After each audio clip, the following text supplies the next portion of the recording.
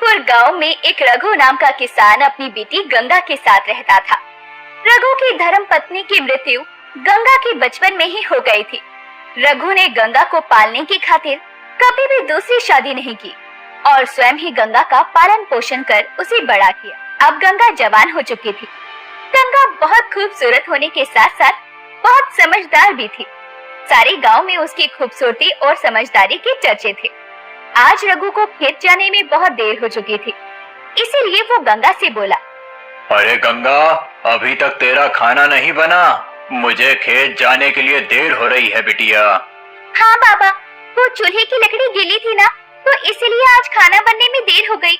बाबा, आप ऐसा करो, खेत चली जाओ, मैं आपके लिए खाना खेतों में ही ले आऊंगी। ठीक है गंगा, तो मैं खेत जा रहा हूँ। रघु ये कहकर खेतों की तरफ निकल जाता है। रघु ने अपने खेतों में काम किया, खेतों की जुताई की और साफ सफाई भी की। तभी गंगा वहाँ खाना लेकर आ गई और अपने बाबा को आवाज देकर बोली, बाबा, ओ बाबा, अरे खाना लेकर आ गई हूँ, अब जल्दी से आओ और गर्मा गर्म खाना खा लो, बाकी का काम बाद में कर लेना। थोड़ी देर रुक जा गंगा, 15-20 मिनट का काम बचा है, उसे भी खत्म कर लेता हूँ, फिर आता हूँ। नहीं नहीं बाबा, खाना ठंडा हो जाएगा, आपको अभी आना पड़ेगा, जल्दी आओ वरना मैं गुस्सा हो जाऊंगी आपसे। अरे आ गया, तू तो पिछले जन्म में मेरी दादी अम्मा थी। पिछले जन्म में क्यों, इस जन्म में भी मैं आपकी दादी अम्मा ही हूँ। हाँ हाँ दादी अम्मा, इस जन्म में भी तू दादी अम्मा ही है। चल अब जल्दी से खाना परोस दे, बहुत भूख लग रही है मुझे। गंगा ने रघु को खाना खिलाया और फिर अपने घर चले गई। पास के खेतों में काम कर रहा धनवीर ये सब कुछ देख रहा था। धनवीर रघु का दोस्त था। गंगा के जाने के बाद धनवीर रघु के पास आया और बोला, गंगा बिटिया तो काफी बड़ी हो चुकी है, अब तुझे इसकी शादी की चिंता करनी चाहिए। हाँ धर्मवीर, मैं उसके लिए एक अच्छे वर की तलाश में हूँ। अच्छा लड़का मिलते ही जल्दी ही मैं उसके हाथ पीले करवा दूंगा। अरे रघु, राम किशन का बेटा है ना आकाश, वो भी तो बड़ा अच्छा है, अभी पढ़ाई कर रहा है। तू बोले तो मैं बात चलाता हूँ उससे। हाँ हाँ धर्मवीर, तू बात चला। अब की सीजन में फसल बिकने के बाद हम बिटिया का रिश्ता तय कर देंगे। अगले दिन रघु जल्दी जल्दी तैयार होकर खेत की तरफ जा रहा था। रास्ते में कुछ घनी झाड़ियां पड़ती थी, जिसे पार करके रघु को खेत जाना पड़ता था। उस दिन जब रघु खेत जा रहा था तो अचानक ना जाने कहां से एक सांप आ गया। रघु अपनी धुन में चल रहा था, उसने सांप को नहीं देखा और उसने अपना पैर सांप पर रख दिया। सांप ने रघु को डस लिया। हे भगवान, ये तो मुझे सांप ने डस लिया है, मुझे जल्दी ही अपने घर पहुंचना चाहिए। रघु अब जल्दी जल्दी अपने घर वापस आया और अपने घर के दरवाजे पर आते ही वो गिर पड़ा। गंगा ने उसे गिरा हुआ देखा तो वो दौड़कर पानी लेकर आई। उसने पानी पिलाया, फिर गंगा की नजर रघु के पैर पर गई और गंगा चौंक पड़ी। हे भगवान, बापू को तो सांप ने काट लिया है, अब मैं क्या करूं? जल्दी से जाकर वैद्य जी को बुलाकर लाती हूँ, लेकिन इससे पहले बाबा को अंदर सुलाना होगा। गंगा रघु को जैसे तैसे उठाकर पलंग पर सुला देती है और दौड़कर वैद्य जी के यहाँ जाती है। वैद्य जी जल्दी चलिए, मेरे बाबा को सांप ने काट लिया है। वैद्य जी गंगा के साथ जल्दी से गंगा के घर आए। उन्होंने जल्दी से सांप काटने की जगह पर चीरा लगाकर जहर निकाला और रघु को कुछ दवाइयां पिलाई। इतनी ही देर में गांव में लगभग सभी इकट्ठा हो चुके थे और सभी लोग रघु के होश में आने का इंतजार कर रहे थे। थोड़ी देर बाद रघु को होश आया। उसने सबको अपने पास खड़ा हुआ देखा और फिर गंगा से बोला, गंगा बेटी, मुझे सांप ने काट लिया था। हाँ बाबा, मैं वैद्य जी को बुला कर लाई थी, उन्होंने आपको दवा दे दी है और अब आप ठीक है। लेकिन इसके बाद रघु अपने हाथ पैर हिलाने की कोशिश करता है, परंतु वो अपने हाथ पैर हिला नहीं पाता। गंगा वैद्य जी की तरफ देखने लगती है। तब वैद्य जी गंगा को एक किनारे बुलाकर उससे कहते हैं, देखो गंगा, मैंने तुम्हारे बाबा के शरीर से जहर तो निकाल दिया है, लेकिन इसका असर खत्म नहीं होगा। अब तुम्हारे बाबा अपने हाथ पैर तब तक नहीं हिला पाएंगे जब तक तुम इन्हें शहर ले जाकर इनका इलाज नहीं करवाओगी। और इस इलाज में लगभग 50,000 का खर्चा आएगा, तभी तुम्हारे बाबा ठीक हो सकेंगे। और अगर इस इलाज में देरी होती है तो उनकी जान भी जा सकती है। वैद्य जी ऐसा कहकर चले गए। अब गंगा बहुत परेशान थी। इतने पैसे वो कहाँ से लाएगी? गंगा को सोच में डूबा देखकर रघु ने कहा, बेटी गंगा, तू किस सोच में डूबी है? बेटा, मेरी वजह से तू इतनी परेशान मत हो। मैंने तो सोचा था बस किसी तरह से तेरी शादी करवा दूं ताकि तू अपने घर द्वार की हो जाए। मेरा क्या है, मेरा जीवन तो लगभग पूरा हो चुका है। भगवान की जब मर्जी हो मुझे बुला ले। नहीं बाबा, आप ऐसा मत कहो। आपको तो अभी बहुत जीना है। बाबा वैद्य जी ने कहा है कि कुछ पैसों का इंतजाम करके अगर मैं आपको शहर में दिखा दूंगी तो आप ठीक हो जाएंगे। हाँ बिटिया, लेकिन अब इतने पैसे कहाँ से आएंगे? आप चिंता क्यों करते हैं बाबा? भगवान बहुत बड़ा है, कहीं ना कहीं से पैसों का इंतजाम हो जाएगा।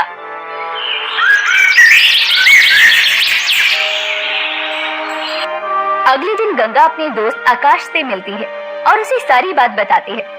दरअसल गंगा और आकाश एक दूसरे को पसंद करते थे और धनवीर ने आकाश के कहने पर ही रघु से गंगा के बारे में बात की थी। परंतु अब मामला कुछ और ही था। आकाश गंगा की बात सुनकर बोला, तुम चिंता मत करो गंगा, किसी न किसी तरह से हमें पैसों का इंतजाम करना ही होगा। तुम्हारे बाबा ठीक हो जाएंगे। और इस तरह कुछ दिन बीत गए। इधर गंगा परेशान थी।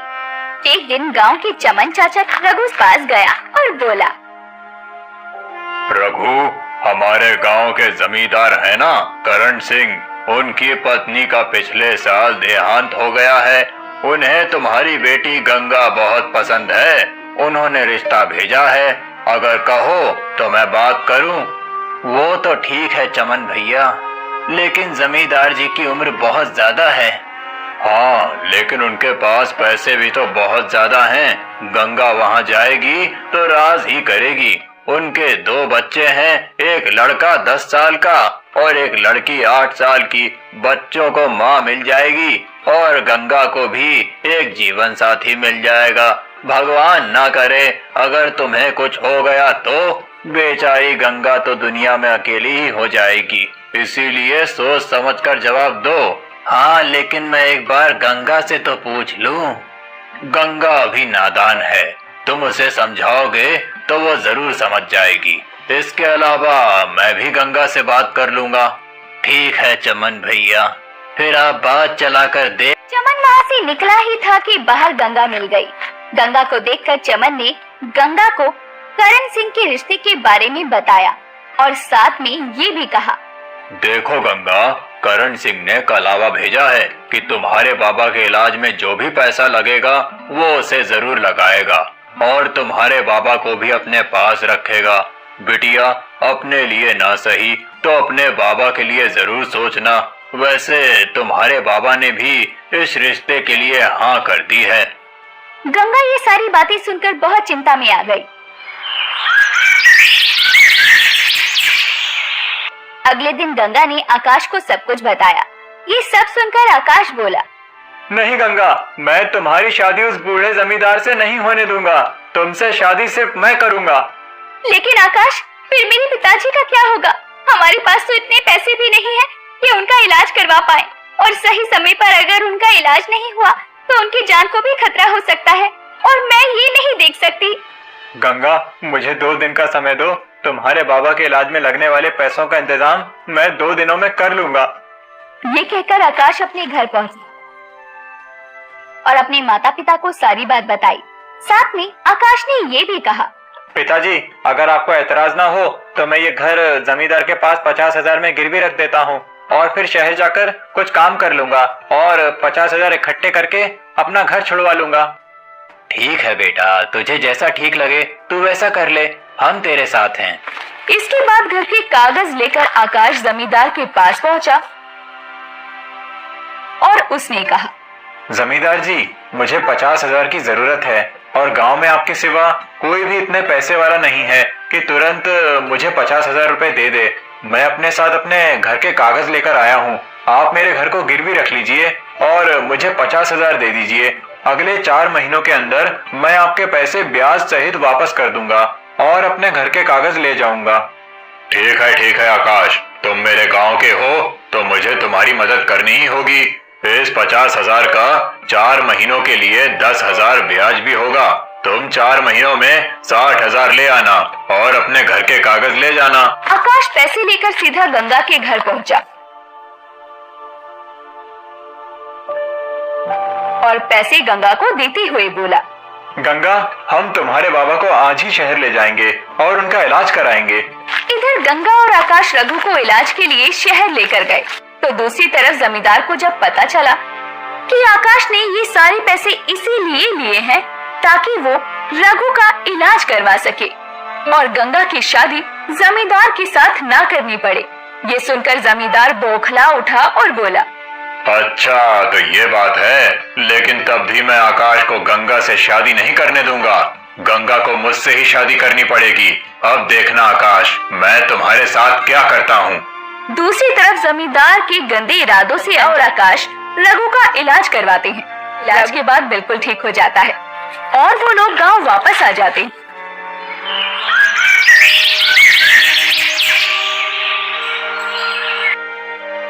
इसके बाद आकाश गंगा से कहता है, गंगा, तुम्हारे बाबा ठीक हो चुके हैं। अब मुझे शहर जाना होगा।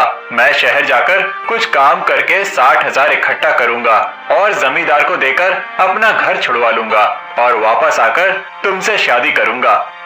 ये कहकर आकाश शहर चला जाता है और वहाँ पर एक वड़ा पाव की दुकान लगाकर पैसे कमाता है। देखते ही देखते 4 महीने बीत चुके थे। आकाश के पास 60,000 इकट्ठा हो गए थे। आकाश अपने गांव आया और सीधा जमींदार करण सिंह के पास पहुंचा। जमींदार करण सिंह को पैसे देकर बोला, जमींदार जी, मैंने आपके पैसे आपको ब्याज सहित लौटा दिए हैं। अब आप भी मेरे घर के कागज मुझे लौटा दीजिए। मुझे पता है तू ये सब इसलिए कर रहा है ताकि मेरी गंगा से शादी ना हो। चल जा यहाँ से। अब ना तो तुझे तेरे पैसे मिलेंगे और ना ही घर के कागज। जमींदार जी, आप ऐसा नहीं कर सकते। मैं चुप नहीं बैठूंगा। तुझसे जो बनता है कर ले और दोबारा यहाँ मत आना, समझा? आकाश गुस्से में वहाँ से चला गया। तब जमींदार ने अपने कुछ आदमियों को बुलाकर कहा, सुनो, इसके घर को आज रात को जाकर आग लगा दो। जमींदार के आदमियों ने आधी रात को आकाश के घर में आग लगा दी। जमींदार के आदमियों को ऐसा करते हुए गांव वालों ने देख लिया।